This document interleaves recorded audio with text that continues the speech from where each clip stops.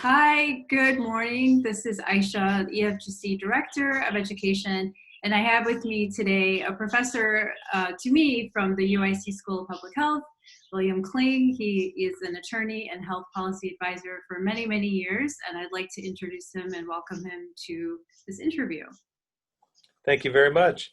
Very glad to be here. Awesome, thank you. So the reason why I invited you today, as you know, we missed Advocacy Day this year due to the coronavirus and the Capitol shutting down. But I wanted to really talk about advocacy.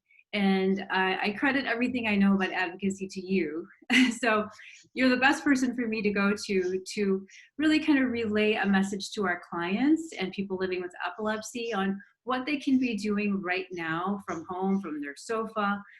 How does someone continue the advocacy agenda? Yeah, that's really a great question, and I appreciate your introduction.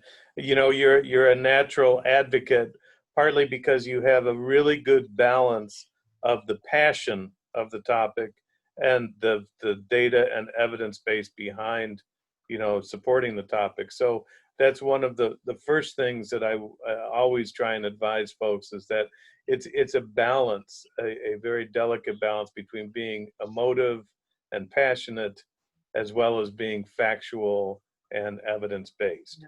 So I think that's one place to start. I think that there's a number of things that I would recommend to your folks. Number one is that we need to be speaking with a unified voice. So I think that and I had an opportunity to meet with you and your associate before you went to Washington a few weeks back, and what you had there was some evidence and some data and some information that you were going to be proposing to legislators and policymakers and staff on the Hill. And I think one thing is to make sure that we're all speaking on this issue with a unified voice, with the same facts and the same data and the same ask. Mm-hmm. And perhaps so that's the one thing is actually, so that's the second thing. So the first thing is balance between fact and emotive.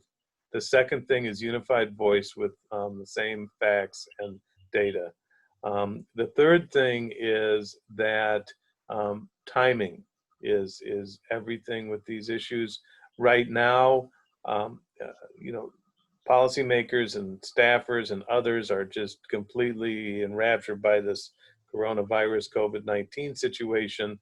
So making your ask relevant to what they're thinking first and foremost is really important. So having that as part of the introduction, and one of the things is that as policymakers ratchet up the COVID-19 response, what does that do to other health issues that haven't gone away? So really making epilepsy and other issues that you're dealing with relevant Mm-hmm. to the time right now. Mm-hmm. So the fourth thing I always talk about is urgency. So the importance of making sure that the policymakers, staff, and stakeholders know that what you're dealing with and talking about is an urgent matter. And it's an urgent matter for, not only in terms of your organization, but in terms of your members, an urgent matter in terms of family and the health of family members. So I think those are some starting points for the conversation. Okay. Yeah, I think those are really good. And I know that in your class, you had always talked about the importance of reaching out to legislators and the different modes and media that we could use. So can you talk a little bit about sort of like the best way for people to reach out to their elected officials and sort of the impact that various different things have? Yeah, that's a really great question. There's a number of different ways in which advocacy occurs, and this is what we're talking about. I should have done a little bit more of an introduction. What we're talking about is public policy advocacy. How are we impacting the public policy making process? And right now, I think many individuals that aren't as familiar with the process are kind of seeing how public policy plays out in the context of the COVID-19 situation. So really kind of using that as a jump off point to kind of understand the framework. And really when we talk about public policy advocacy, where we have to start is really the venue. So are we talking about, you know, a federal congressmen and staff? Are we talking about the state of Illinois, or other states that your members are in? Are we talking about local? And I think, you know, each of those has a different approach in terms of the advocacy. So, and part of it is when you're putting together documents and other background information, it has to be relevant to that venue. So when I use the term venue, what I'm talking about is federal Congress, state legislature, local, the municipality or county. And counties have a lot of impact in healthcare. So making your story and your facts relevant to the venue that you're working in is absolutely key. I think sometimes where advocates make a mistake is they treat a federal interview or advocacy effort the same way they would treat a state one, and you have to kind of make sure that you're precisely talking about the state issues, the federal issues, or the local issues. Right. So that's one place to start as a venue. The second thing is that there's a number of different tools, advocacy tools, and you'll remember these from class. And I think for the purposes of the folks that you're trying to reach out to, I think one thing is taking the lead from the organization. So the organization has a certain amount of information on its website, and that you provide as the advocacy director in terms of fact sheets and other types of kind of information that the individual can use. And again, that helps everybody talking with the unified voice by using those underlying documents. So I think getting those fact sheets to the policymakers at the correct venue is a really good start. When we talk about advocacy, we talk about the way that we're delivering information. And so, you know, one of the things that we look at is these fact sheets are really our commodity in terms of how we translate information to the policymakers. Yeah, that's a great way to think of that. And so then how do we kind of get in touch with the policymakers? And there's a number of different ways to do that. And I appreciate what you're saying is folks are kind of having time at home in their stay-at-home situation, which we all should be or are following. You know, we have some kind of an opportunity. This is an opportunity. I believe that there's different ways you can do it. One is I find that obviously a face-to-face is good, and in this day and age with the technology that we have, you can upload you know, a video to an email. You can find the congressional emails. Remember that policymakers at the federal, state, and local level are public officials, and they seek information. That's what they want, is the information from constituents. And so, you know, kind of figuring out where those emails are, doing some research, and I believe you've got a lot of those resources in terms of how emails can be found on your website or through other resources. So finding the right contact information and sending a video link, I think, is a really good idea.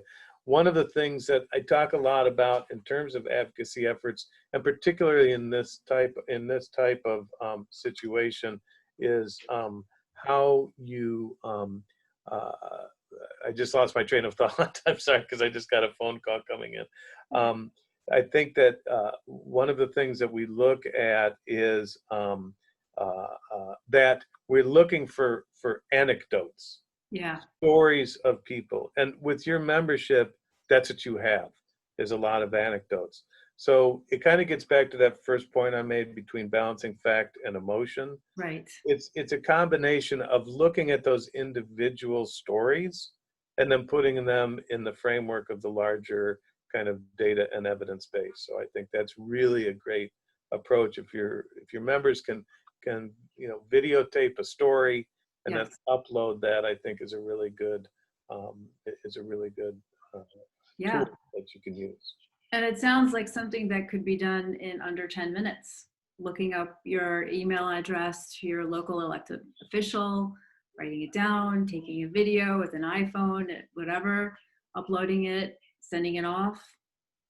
Absolutely, Should be pretty absolutely. And quick. I think yes, and I think that that's a very effective tool, and I would recommend that they also CC you on those efforts, because then what happens is you get a catalog of those, and you can build that database over time of stories. And I think that that's going to be very helpful as you continue your kind of broader advocacy efforts. There's other tools that you can use as well. Obviously, the good old-fashioned phone Yes. works, and what we're finding, and it's really quite interesting, is that there is in some ways more accessibility. One of when as you may remember, when I teach the content of advocacy and how to do it, one of the things I talk about is key terms, and one of the key terms is access. Right. And that's what we're all kind of trying to seek. Well, as it turns out, in this state that we're in right now, we seem to be having more access because people are working from home. Right. So, if you can figure out a way to get the number of a staffer or a, policymaker themselves, you can get through to them really in ways that we haven't been able to do that. So, And they're waiting to hear from their people, their absolutely. constituents. Right, exactly. Right. And I wanted to also just kind of point out this other balance that we have in the policy advocacy world, the public policy advocacy world, which is this distinction between kind of interest-based and constituency-based. So in your case, when you've got two things going on, you've got individuals and groups that are interested in epilepsy and other similar diseases and Right. conditions as something that there's an interest in, Right. interest to effectuate change. The other side of the coin is the constituents. So, the policymakers rely on their constituents because that's how they get reelected.